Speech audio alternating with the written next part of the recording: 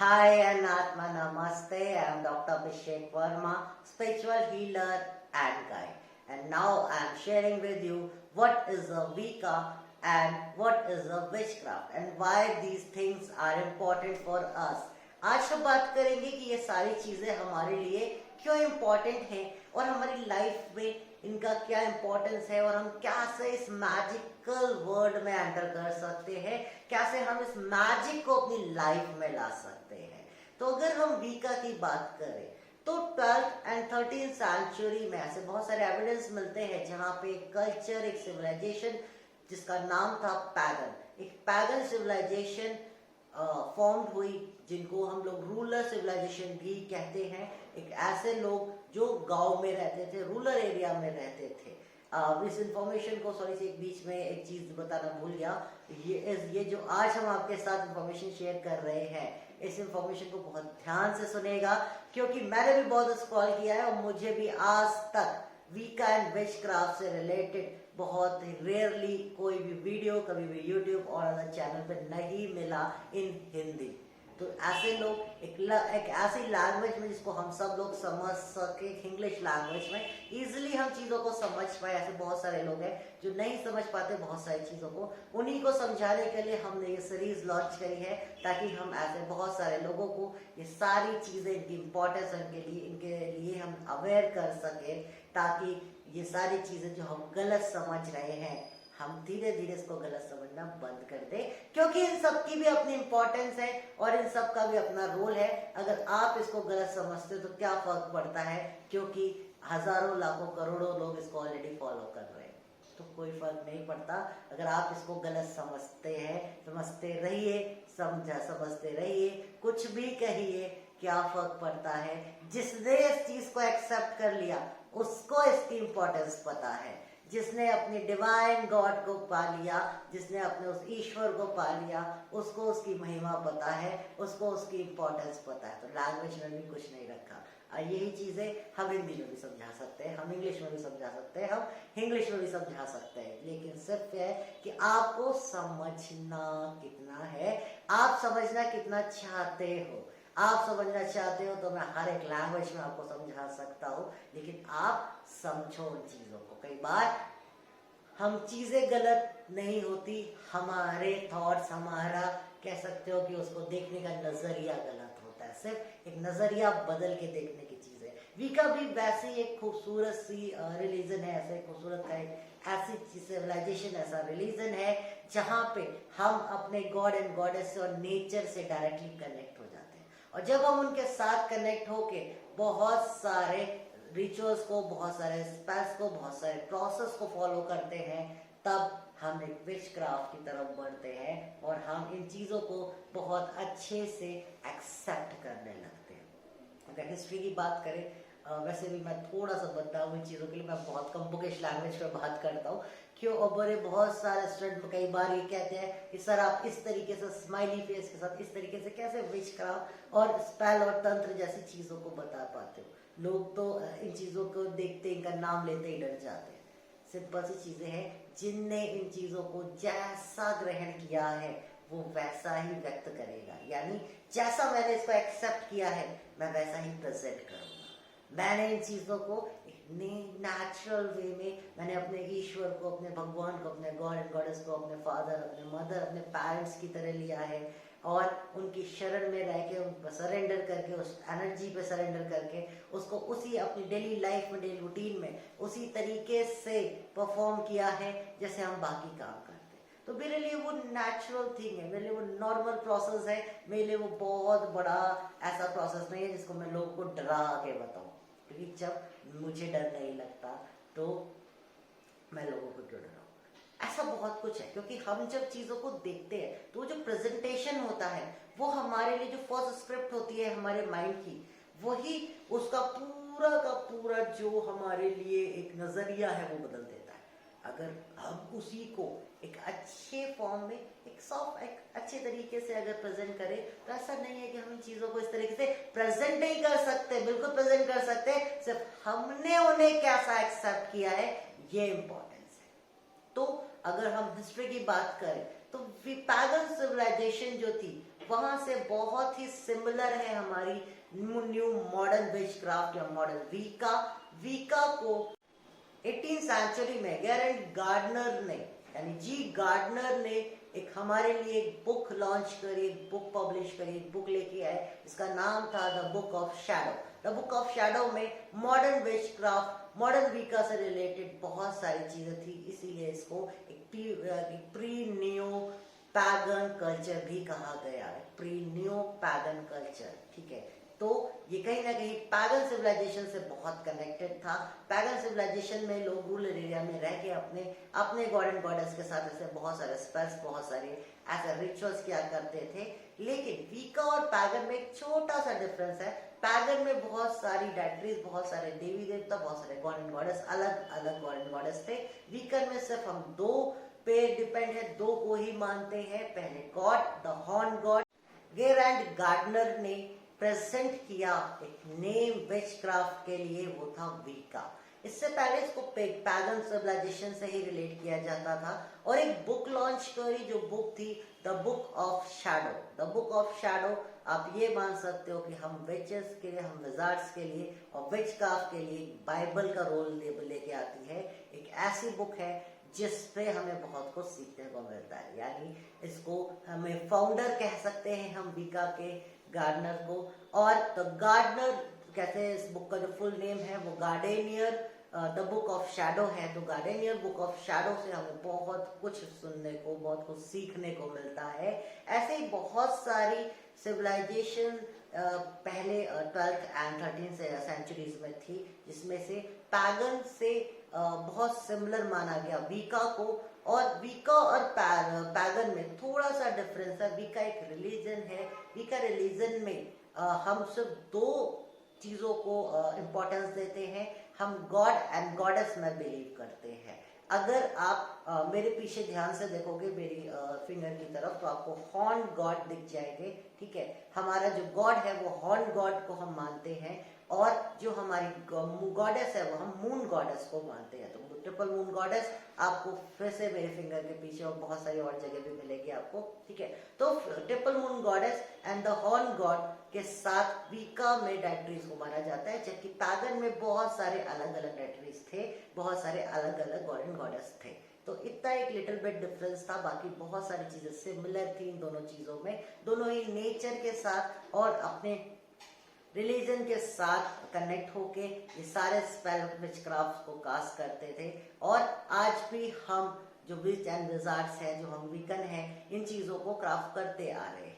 बहुत सारी चीजों को समझने का, सिर्फ कहता हूँ ना बार बार मैं, कि समझ के साथ जब हम नेचर के साथ कनेक्ट होते, जैसे हम तंत्र में जब हम सात्विक तंत्र के साथ कनेक्ट होते हैं तो हम अपने देवी देवता, अपने ईश के साथ कनेक्ट हो जाते हैं, उस डिवाइन पार्टिकल पावर के साथ कनेक्ट हो जाते हैं। लेकिन वही जब हम ब्लैक साइड पे चले जाते हैं, हम तामसिक तंत्र पे चले जाते हैं, तो हम बहुत सारी असुरीय शक्तियों के साथ कनेक्ट हो जाते हैं। आज के समय पे कई बार असुरीय शक्तियों से या डेविल की एनर्जी से किया हुआ काम जल्दी हो जाता है, क्योंकि ये कलयुग का समय है। यहाँ पे डार्क एनर्जीज बहुत हाइपर है, बहुत सुपर एक्टिव है। इसीलिए कहीं ना कहीं गॉड एंड गॉडेस भी आज थोड़े से बाउंड हो गए। प्रैक्टिकल एग्जांपल देता हूँ, ये जो 2020 का टाइम आया, 21 जो आज का पैंडेमिक सिचुएशन चल रही है, ऐसी सिचुएशन आई कि आज यहाँ पे मंदिरों में भी ताले लगने पड़े। आज हम भगवान के दर्शन करने के लिए तरस गए, हमारे भगवान भी कहीं ना कहीं कमजोर हो गए। और एक जो निगेटिव पोर्शन था, एक जो वायरस था, जो एक ह्यूमन क्रिएचर भले ही था, ह्यूमन क्रिएटेड भले ही था, लेकिन एक ऐसी निगेटिव एनर्जी के साथ था जो हैवी हो गया एक वाइट एनर्जी पे। लेकिन लोगों ने जितना भी ट्रीटमेंट कराया हो, लेकिन उस ईश्वर का नाम लेना नहीं छोड़ा, उस ईश्वर में अपनी श्रद्धा, अपने विश्वास को नहीं छोड़ा, और धीरे धीरे सही होने लगे और सब सरवाइव करने लगे।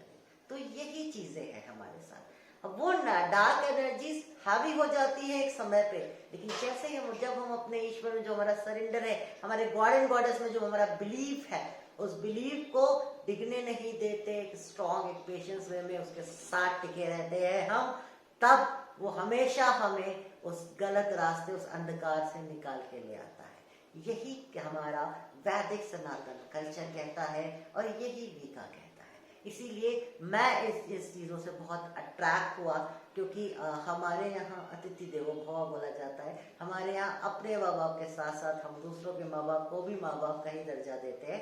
इसीलिए ऐसा नहीं है कि अगर हम तंत्र को जानते हैं, अगर हम वैदिक कल्चर में यकीन रखते हैं, तो हम वीका या दूसरे को एक्सेप्ट नहीं कर सकते, ठीक है। लेकिन कई बार होता क्या है, मुझसे मेरे बहुत सारे स्टूडेंट कई बार पूछते हैं कि हम कंफ्यूज हो जाते हैं कि हम इस देवी देवता को माने या वीकन गॉड एंड गॉडेस को माने। एंजल्स हमें बहुत अच्छे लगते हैं, एंजल्स के साथ हम बहुत अच्छे से कनेक्ट हो जाते हैं। सिंपल सी चीजें हैं, ईश्वर, एनर्जी सब एक है। सिर्फ जिसने जैसा देखे राम उसको वैसे मिले राम। यानी जिसने जैसा उसको समझा, उसने जैसा एक्सेप्ट किया, उसको वही चीज मिली, वही चीज कनेक्ट हुई। तो आपको सिर्फ आज के समय में अपने ईश्वर उस डिवाइन एनर्जी से कनेक्ट रहना है। वो किसी भी फॉर्म में हो सकता है। हमारे वैदिक कल्चर में इतने सारे जो रूप, इतने सारे जो देवी देवताओं के हमारे जो रूप थे, इतने देवी देवताओं के अलग अलग कह सकते हो कि प्रकृतियां थी। वो इसलिए थी क्योंकि हमें अलग अलग उनकी जो इम्पोर्टेंस थी वो बताने के लिए, हमें बहुत सारी चीजों को डिस्क्राइब करने के लिए वो अलग अलग रूप में आए। ऐसे ही हर एक कल्चर में उन सारी चीजों को डिस्क्राइब करने के लिए, उनके अलग अलग इम्पोर्टेंस बताने के लिए हमें बहुत सारे अलग अलग रूप मिलते हैं अपने देवी देवता, अपने गॉड एंड गॉडेस के। तो उसमें कंफ्यूज होने का नहीं होता, उसको समझने का होता है, सिर्फ उसमें सरेंडर करने का होता है। एनर्जी सारी एक ही है, एक सुप्रीम एनर्जी है जो सब जगह विद्यमान है। इसी तरह यही प्रिंसिपल है वीका का। मैं आपको इसीलिए इतनी देर से चीज बता रहा था, यही वीका का प्रिंसिपल है। और जब हम ये सारी चीजें कनेक्ट करते चले जाते हैं, तब हम इस सारे के सारे मैजिक को समझते चले जाते हैं। कहते हैं ना कि कभी जब हम नदी में डूब रहे हो, हाथ पैर मारने से कई बार होता है हम और डूबते चले जाते हैं, लेकिन जैसे ही हम सब हाथ पैर छोड़ के शांत हो जाते हैं, हम बहते हुए निकल जाते हैं। ऐसी हमारी लाइफ भी है कि लाइफ में जब हम बहुत परेशान हो जाएंगे, बहुत सारे लोग मेरे पास आते हैं, मैंने ये कर लिया, मैंने वो किया, मैंने इस देवी देवता को माना, मैंने इस देवता की पूजा की, मैंने ये भी करके देख लिया, मैंने इस एंजल की हीलिंग कर ली, लेकिन मुझे रिजल्ट नहीं मिला। ठीक है, सीधी सी बात है, कई बार वो सारी छटपटाहट छोड़ के शांत होना होता है। और जब आप शांत हो जाते हो, जब उन चीजों को एक्सेप्ट कर लेते हो इस तरीके से, तो ऐसे ही अच्छे स्माइल के साथ शांत भाव में, तो ये कहते हैं ना, एक शेर है, शायद आपने सुना होगा, गाना भी बहुत अच्छा सा, कि एक मोटिवेशनल सॉन्ग है, शेर है, आप सबने भी सुना होगा कि ये मत कहो खुदा से कि मेरी मुश्किलें बड़ी हैं, उन मुश्किलों से कह दो मेरा खुदा बड़ा है। यानी जब हमारा वो समर्पण, वो सरेंडर बढ़ता है इस एनर्जी में, इस तरह की एनर्जीज में, तो प्रॉब्लम्स तो हम ऐसे ही चुटकियों में खत्म हो जाती है। प्रॉब्लम्स हमेशा लाइफ में रहेगी। जरा सोच के देखो कि बिना प्रॉब्लम के क्या लाइफ अच्छी लगेगी? बिल्कुल अच्छी नहीं लगने वाली। तो जब तक चैलेंजेस नहीं होंगे लाइफ में, तब तक जीने का मजा खत्म हो जाएगा। तो चैलेंजेस, प्रॉब्लम्स अच्छी हैं, सिर्फ जब आप इन चीजों में कनेक्टेड होते हो, अपनी एनर्जी के साथ कनेक्ट होते हो, तब आपके पास प्रॉब्लम्स तो होती हैं, लेकिन उनके सॉल्यूशंस भी होते हैं, और वो बड़े फॉर्म में होते हैं, और आप आसानी से उनको करते चले जाते हो। यही सॉल्यूशंस है हमारे स्पेल्स। हमारी लाइफ में प्रॉब्लम्स आती हैं, बिल्कुल आती है। जब तक प्रॉब्लम्स नहीं आएंगी लाइफ में, तब तक कोई भी पर्सन हीलर नहीं बन सकता। जब तक उसने पेन को नहीं समझा, किसी चीज के, किसी प्रॉब्लम के पेन को नहीं समझा, वो दूसरों के पेन को कैसे समझ पाएगा?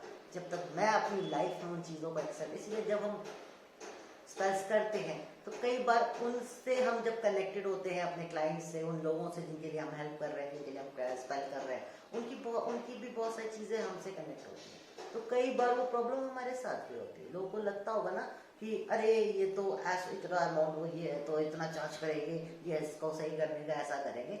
लेकिन एक बात सोचो, एक जगह ये भी सोच के देखो कि उस पर्सन की भी लाइफ है, उसकी भी फैमिली है, उससे उसके ऊपर वो रिस्क ले रहा है क्योंकि वो उसका पैशन था, उसे एनर्जी ने एक्सेप्ट किया, तो उसने अब वो एनर्जी के साथ इन चीजों में आया, लेकिन कहीं ना कहीं वो भी अपनी लाइफ को दांव पे लगा रहा है। तो ये नो डाउट ये कड़वा सच है इसको हम बेटर ट्रूथ है, हम इसको निगलेक्ट नहीं कर सकते। जब हम किसी के लिए स्पेल करते हैं, किसी और के लिए, अपने लिए करते हैं तो अलग चीज़ है, लेकिन हम किसी और के लिए करते हैं तो उसकी जो निगेटिविटी है, उसकी जो चीज़ें हैं वो हमारे ऊपर भी आती हैं, तो वो हमें क्लेंस करनी पड़ती है। बहुत सारी चीज़ें होती हैं। कई बार ऐसा भी होता है मेरे साथ, जब मैं दूसरों के लिए स्पेल कास्ट करता हूँ कि मैं 2 से 3 दिन कुछ और कर ही नहीं पाता। मैं खुद को ही इस तरीके से फंसा हुआ या ऐसा समझता हूँ कि मुझे अपने आप को उस चीज़ से रिकवर करने में 1 या 2 दिन या कुछ घंटे लग जाते हैं। तो ऐसी बहुत सारी चीज़ें, इस पेन को हमें भी एक्सेप्ट करना पड़ता है। हम भी आपको उस पेन को उतना ही महसूस करते हैं, ये चीज़ें भी आपको समझनी पड़ती है। अगर आप स्पेल कास्टर बनना चाहते हो, या आप वीकन बनना चाहते हो, या आप वाइट मैजिशियन बनना चाहते हो, तो आपको ये चीज़ भी समझनी होगी। तो जनरली लोग इन चीज़ों को इसलिए चाहते हैं कि मैं अपनी प्रॉब्लम सॉल्व कर लूँ, दूसरों की प्रॉब्लम सॉल्व कर लूँ, उनसे अच्छे खासे पैसे ले लूँ, और एक स्पेल कास्टर की तरह, क्योंकि आजकल तो बहुत अच्छा बिजनेस है ये, तो इस तरह से कर पाऊँ। ऐसा बिल्कुल भी नहीं है। बहुत सारे बिहाइंड स्टोरी आके समझनी पड़ती है, और वो तभी समझेंगे कि एनर्जी ऐसी चीज़ है, शक्ति ऐसी चीज़ है जिसके साथ मजाक नहीं किया जाता। शक्ति के साथ कभी भी मजाक नहीं करना चाहिए, क्योंकि शक्ति ऐसी चीज़ है जो आपको पल में बना भी सकती है और आपको पल में बिगाड़ भी सकती है। ईश्वर जितनी आसानी से प्रसन्न हो जाता है, उतनी आसानी से रोस्ट भी हो सकता है। बहुत सारे, इसीलिए रूल्स एंड रेगुलेशन बहुत नहीं जरूरी है, और यही हमसे फॉलो नहीं होते। क्योंकि कई बार जब हमें वैदिक कल्चर पे या वैदिक रिचुअल्स मिलते हैं, अरे इसमें ये वाली दाल नहीं है, उसमें वो नहीं है, हम ये ले लें, हम वो ले लें, ये दिए नहीं मिल रहे, हम वो कर लें, इस तरह की बहुत सारी चीज़ें, हम तुरंत उन रूल्स को, उन रेगुलेशंस को हम चेंज करने लगते हैं और उस चीज़ों को फॉलो करना नहीं चाहते। और जैसे ही हम इस तरह की चीज़ें करने लगते हैं ना, हम शक्ति के साथ मजाक करने लगते हैं, उस एनर्जी के साथ मजाक करने लगते हैं, और जैसे ही हम ये चीज़ें शुरू करते हैं वही वो रिजल्ट नहीं मिलते। फिर सिंपल सा, बहुत सारे लोगों का एक ब्लेम होता है कि मैंने तो बहुत कुछ किया, मुझे कोई रिजल्ट नहीं मिलता। ये सारी चीज़ें मेरे को समझ में नहीं आती। ऐसे लोगों के लिए मेरे फेस पे सिर्फ ऐसी ही स्माइल आती है। पहले खुद की नॉलेज को सुधारो, पहले खुद के ज्ञान को बढ़ाओ, चीज़ों को समझो, एक्सेप्ट करो।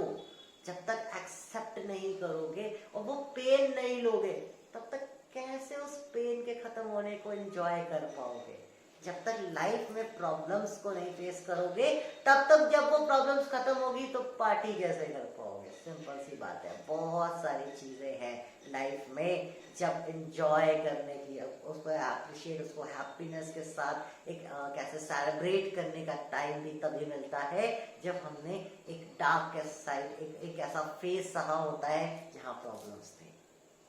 तो वीका कल्चर में भी हम ऐसे ही बहुत सारे मैजिक्स, बहुत सारे चमत्कार कर सकते हैं with logics and without logics. Logics इसलिए इम्पोर्टेंट है, चीज़ों को ये मत देखो कि मैं जो कह रहा हूँ वही सच है। आप समझो, अपने हिसाब से देखो और उसे कंपेयर करो, बुक्स पढ़ो, बहुत सारी चीज़ें हैं। लेकिन अगर जिस दिन आप उन लॉजिक्स को समझ के, उस दिन आप अपने सबकॉन्शियस माइंड को सेटिस्फाई कर पाओगे, कंट्रोल एंड कमांड कर पाओगे। क्योंकि जो हमारे सबकॉन्शियस माइंड है, सबसे पहले जिन लोग क्या कहते हैं, मैंने बहुत सारे रेमेडीज की, लेकिन असर नहीं होते मेरे ऊपर, तो असर नहीं होते। जैसे ही माइंड में ये चीज आई, चाहे एक छोटा सा नो का एक छोटा सा डंडा, एक छोटा सा 0.5% भी अगर डाउट आ गया तो सब फिनिश।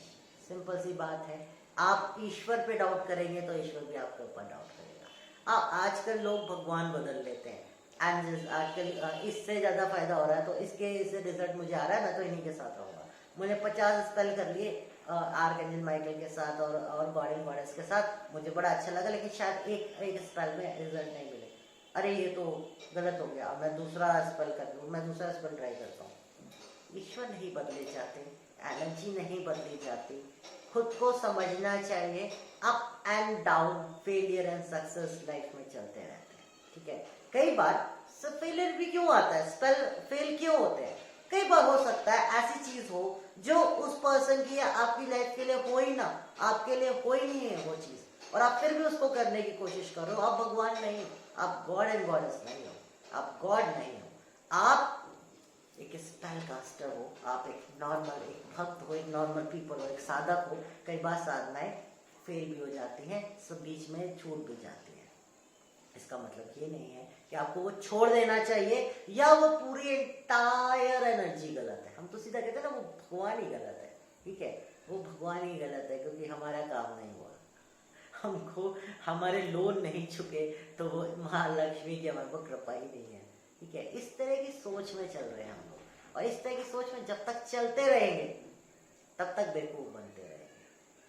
जब इस तरह की सोच से निकल जाओगे उस दिन समझदार की तरह इन सारी चीजों से निकलने लगोगे और इन सारी चीजों से बहुत हद तक पार पा पाओगे। ऐसा बहुत कुछ है, ऐसी बहुत सारी चीजें हैं जो आपको ये स्पेल्स, ये विचक्राफ्ट, ये वीका देता है।